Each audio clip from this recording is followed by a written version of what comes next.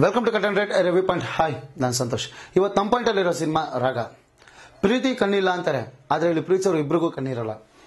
ಯಾವುದೋ ಒಂದು ಸಮಯದಲ್ಲಿ ಒಬ್ರು ಕಣ್ ಬಂದಾಗ ಒಬ್ರು ನೋಡಿದ್ಮೇಲೆ ಆ ಪ್ರೀತಿನವ್ರು ಒಪ್ಕೊಂಡ್ರೆ ಆ ಪ್ರೀತಿ ಕೊನೆಗೆ ಒಂದಾಗುತ್ತಾ ಇಲ್ವಾ ಅನ್ನೋದೇ ಸಿನಿಮಾದ ಕತೆ.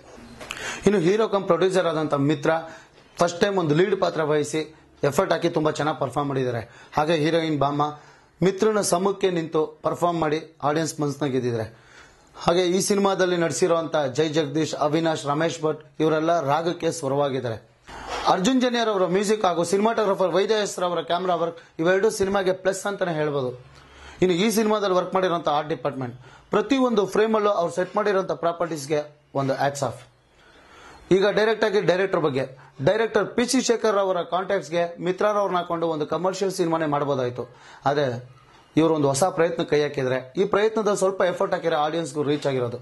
ಒಟ್ಟಾರೆ ಈ ಮಿತ್ರನ ರಾಗ ಪ್ರೇಕ್ಷಕನ್ ಕೇಳಿಸಿದ್ರೆ ಓಕೆ.